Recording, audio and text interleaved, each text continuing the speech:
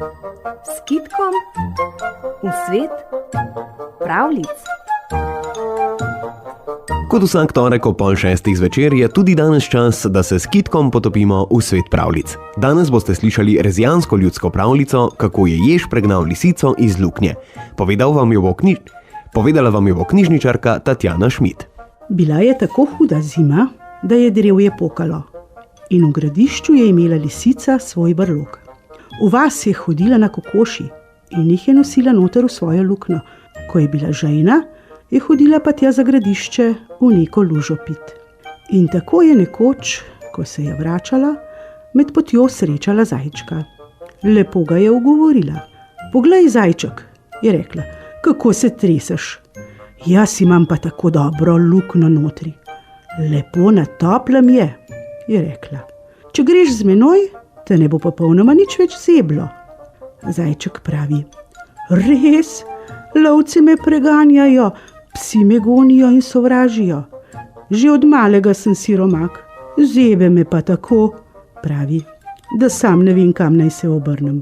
Če si tako dobra, bi se pa res notri v kakšen kotek stisnil, da bi vsaj najhujšo zimo prebil. No, in gresta res noter, gresta v luknjo lisičjo. Tam pravi lisica zajcu, kar tu k meni se vlezi. Bova skupaj ležala in se bova grela. Ne, pravi zajček, jaz sem zadovoljen tudi, če sem čisto tu pri kraju. Ne, pravi lisica, kar k meni. In ga je tako dolgo pregovarjala, da se je ulegal zraven nje in sta skupaj ležala. Po noči enkrat pa pravi lisica, veš, kaj bo jutri? Jah, pravi zajček, nič ne vem posebnega. Veš, jutri bo svet dan. No, pravi zajček, lahko da bo. Veš, jutri pa vsaka žival meso je. Ja, pravi on, jaz že ne, jaz ga ne jem nikoli. Ampak zdajle, pravi, če je res tako, bi šel pa dol v vas in kakšna jabolka po vrtovih malo obglodal. To pa rad pojem, tista njihova koža mi je prav dobra. Jaz ga bom pa jedla. Meso, je rekla lisica, mi ga ni nikoli dovolj. In ga je zgrabila zajčka in ga je raztrgala in snedla. Pa ga je jedla, meso, pa je bil svet dan, kaj ne? Seveda, ker je bila po mesu žejna, je šla pa spet tja za gradišče k tisti luži pit.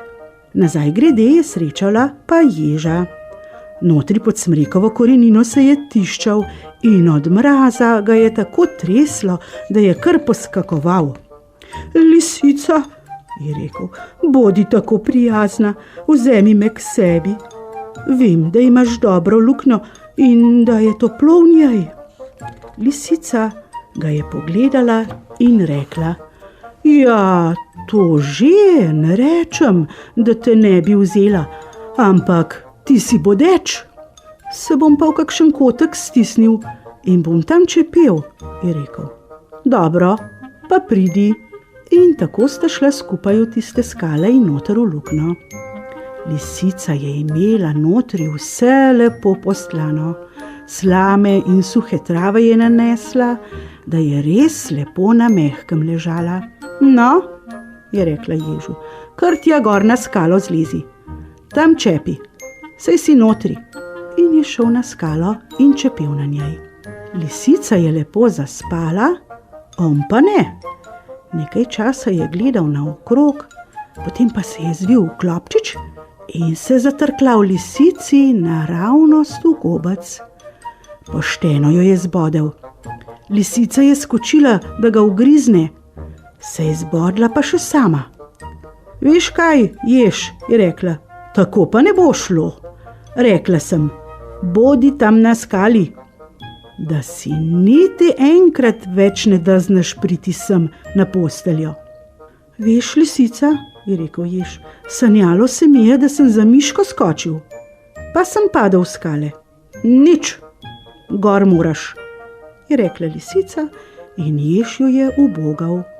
Ko je zaspala, pa spet naravnost v gobec.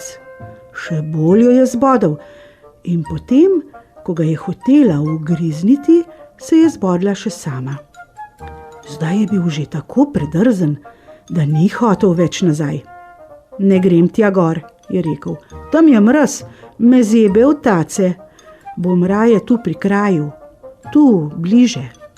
Tu je hrastova korenina in bom čepel na njej. Dobro, sta se zmenila, da bo čepel na korenini.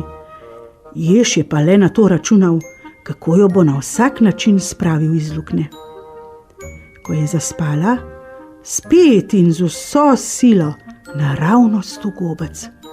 Tako jo je zbodel, da je kar v zrak skočila. Zgrabila ga je, da ga raztrga, pa se je zbodla še bolj.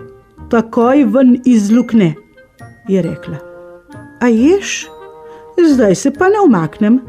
Prav nikamor ne, je rekel. Tu bom ležal, na sredi, lepo na toplem, pa pojdi ti na skalo leč. In tako je luknjo nazadnje dobil jež, lisica pa je morala iz nje. To je bilo zakazan, ker je raztrgala zajčka. In še dandanes ima jež luknjo v tistih skalah in hodi vanjo vsako zimo, da na toplem prezimi.